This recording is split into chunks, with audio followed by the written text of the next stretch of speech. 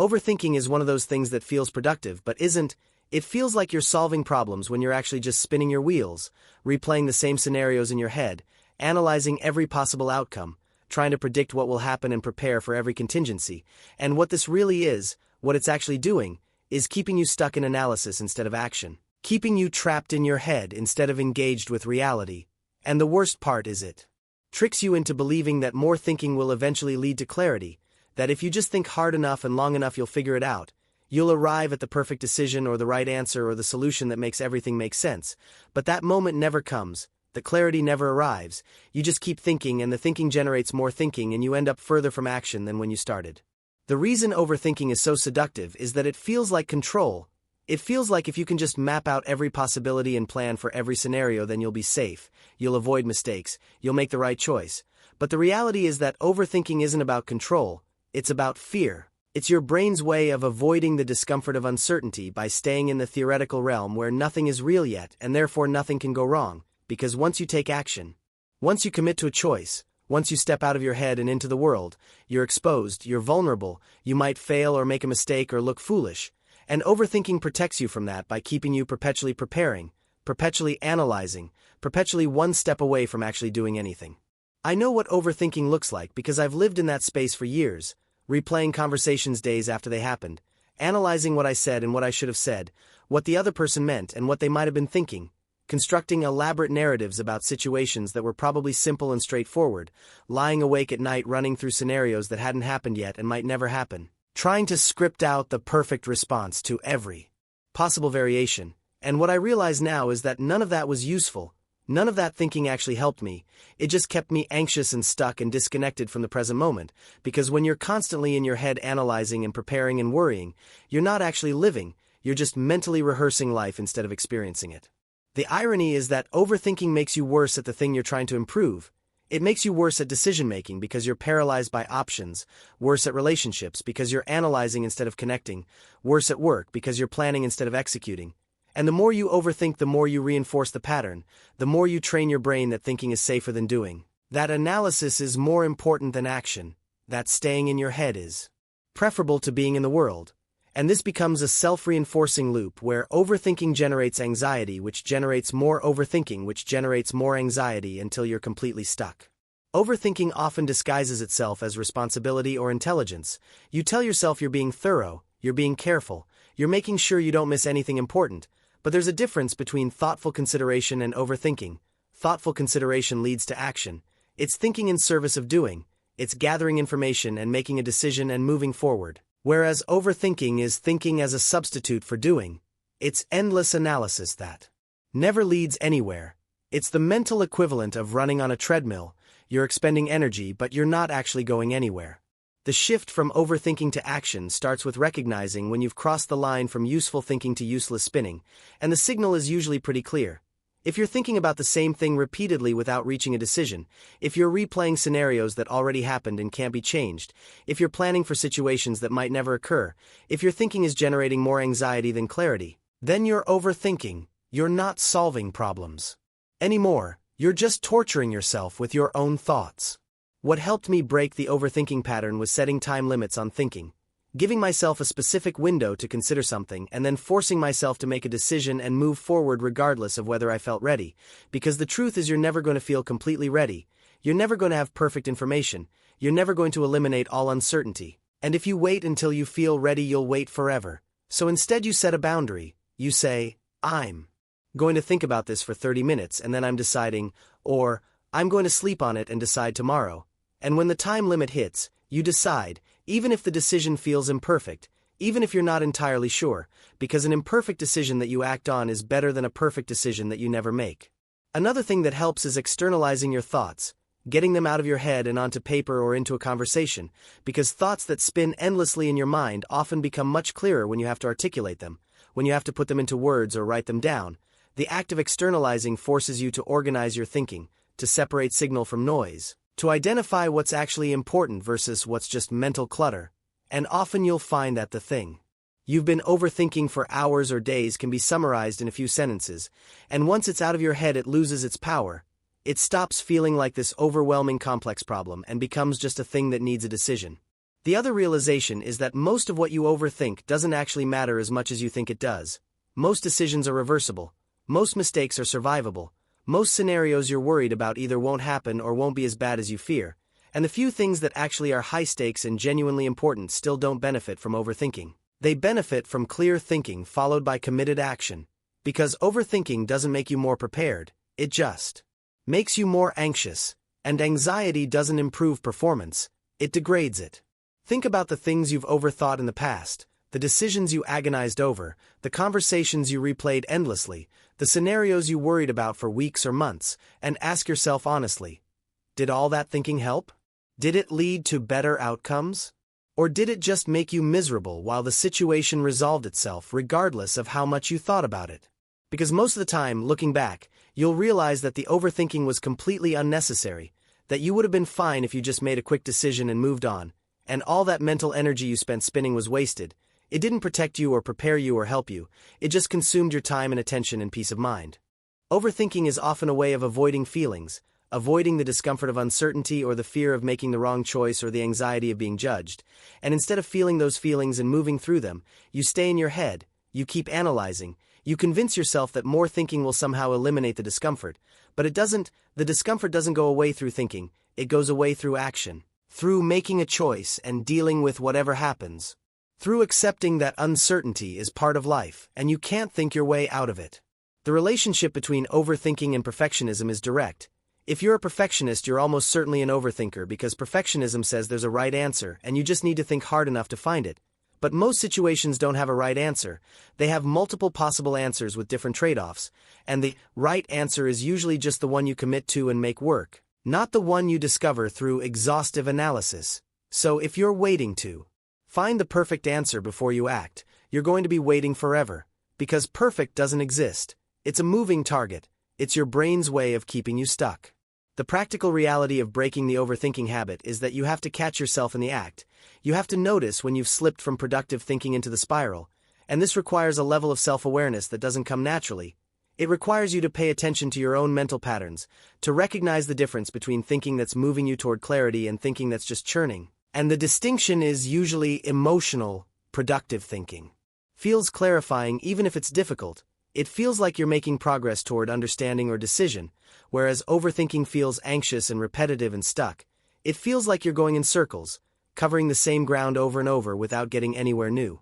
When you catch yourself overthinking, the immediate move isn't to force yourself to stop thinking. That rarely works. Trying to suppress thoughts just makes them stronger. What works better is redirecting. Is saying, okay, I notice I'm spiraling. I notice I'm replaying this conversation for the 15th time. I notice I'm planning for a scenario that probably won't happen. And then consciously choosing to shift your attention to something else. Something physical, something present, something that pulls you out of your head and into your body or your environment. Because overthinking lives entirely in your mind, and the way out is often through the body, through movement or sensation or engagement with something real and tangible. This is why physical activity is so effective at breaking overthinking loops. When you're running or lifting or doing anything that requires physical effort and attention, your brain doesn't have the bandwidth to spin on abstract worries. It's occupied with the immediate experience of your body moving through space.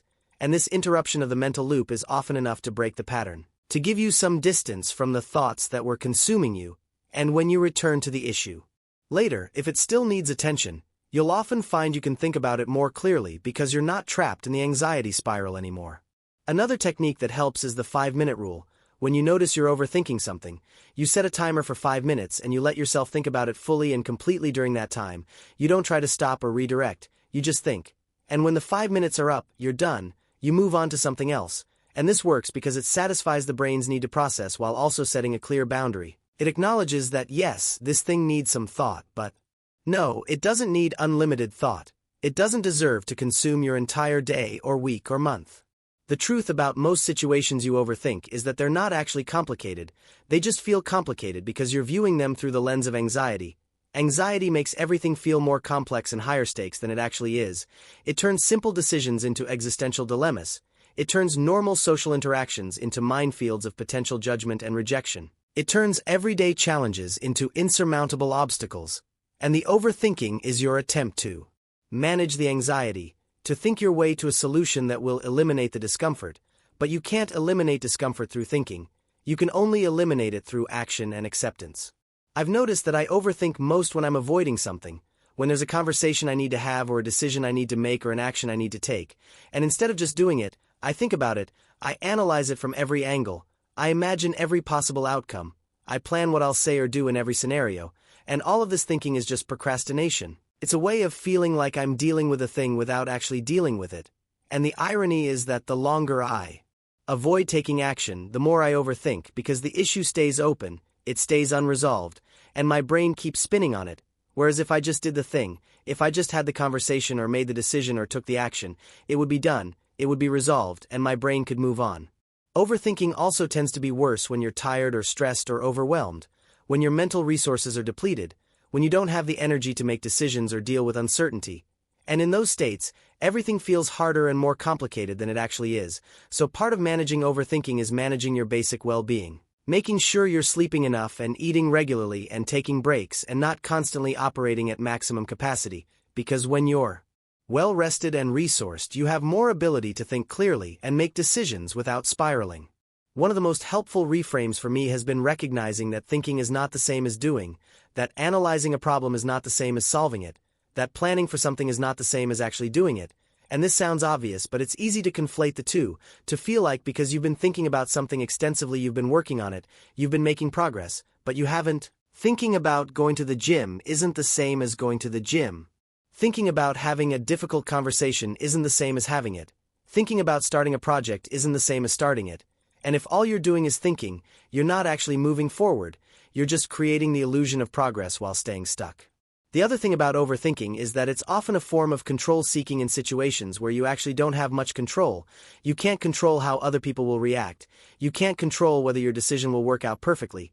You can't control all the variables in a complex situation, but you can control your thinking. You can analyze and plan and prepare endlessly. And this gives you the feeling of doing something, of having some agency, even though what you're actually doing is just making yourself anxious while avoiding the reality that some things are uncertain and you have to act anyway. What I've learned is that the antidote to overthinking isn't more thinking, it's action, even small action, even imperfect action, because action gives you information that thinking can't provide. Action shows you what actually happens rather than what might happen.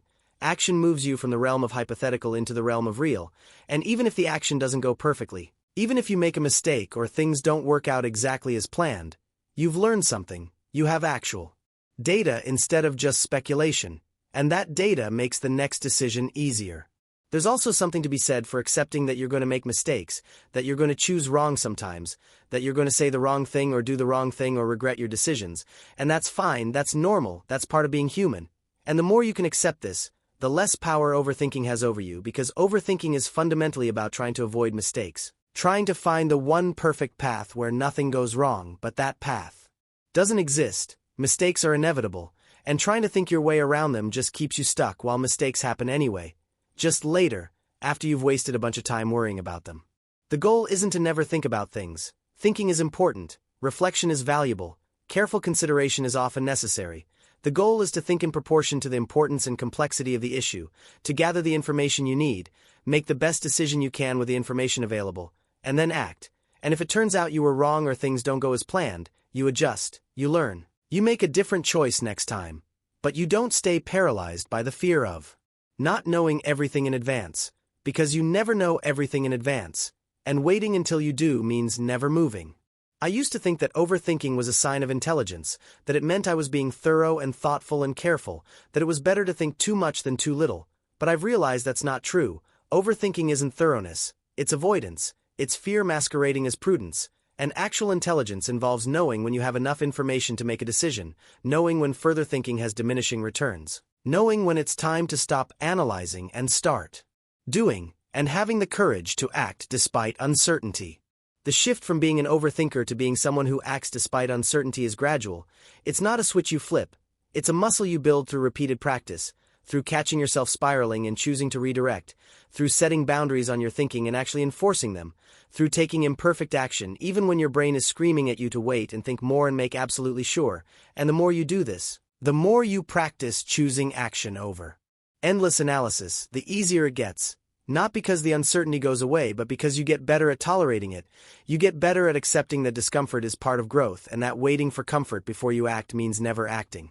What I've realized is that overthinking is fundamentally a trust issue. It's not trusting yourself to handle whatever happens, not trusting that you can figure things out as you go, not trusting that you'll survive making the wrong choice or looking foolish or failing. And so you try to eliminate all risk through exhaustive mental preparation, but you can't eliminate risk. You can only delay encountering it. And the delay doesn't make you more prepared. It just makes you more anxious and more convinced that you need to be absolutely certain before you move, which creates this impossible standard where you're perpetually waiting for a level of certainty that doesn't exist. Building trust in yourself means taking small risks and surviving them, means making decisions without perfect information and learning that you can handle the consequences, means failing sometimes and discovering that failure isn't the catastrophe you imagined it to be. And every time you do this, every time you act despite uncertainty and survive, you're building evidence that you're capable, that you don't need to have everything figured out in advance, that you can adapt and respond and figure things out in real time. And this evidence is what eventually quiets the overthinking, because your brain stops seeing action as dangerous when it has proof that you can handle whatever comes.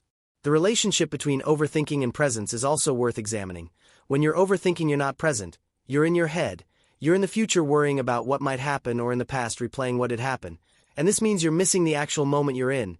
You're not fully engaged with your life as it's happening. You're just mentally rehearsing or reviewing while life passes by. And this is one of the real costs of overthinking that we don't talk about enough. It's not just that it makes you anxious and stuck. It's that it prevents you from actually experiencing your life, from being fully here, from engaging with what's actually happening instead of what might happen or what did happen. Learning to be present is one of the most effective ways to interrupt overthinking. When you notice you're spiraling, you can deliberately bring your attention to what's happening right now, to your breath, to the sensation of your feet on the ground, to the sounds around you, to whatever is actually real and happening in this moment. And this pulls you out of the hypothetical future or the unchangeable past and back into the only place where you actually have any power, which is here, now, and the more you practice this, the more you strengthen your ability to stay present instead of getting lost in your head. If you've made it this far, if you're still watching, I want to say thank you. Thank you for spending this time with these ideas, for thinking about your own patterns and how they might be keeping you stuck. And if this resonated with you, if you found it useful or challenging or just interesting, I'd really appreciate it if you subscribe to the channel. I make videos like this regularly about psychology and behavior and how to navigate the challenges of modern life. And your subscription genuinely helps. It helps the channel grow. It helps these videos reach more people who might benefit from them. So if you got value from this, hit that subscribe button. It makes a real difference. Here's what I want you to take away from this. Overthinking isn't a personality trait you're stuck with. It's a habit, and habits can be changed. Not overnight, not easily, but gradually through consistent practice, through catching yourself and redirecting, through taking action despite uncertainty, through building trust in your ability to handle whatever happens. And yes, it's uncomfortable. Yes, it feels risky. Yes, your brain is going to resist and try to pull you back into the safety of endless analysis. But that safety is an illusion. Staying in your head doesn't protect you, it just keeps you stuck. And the only way out is through.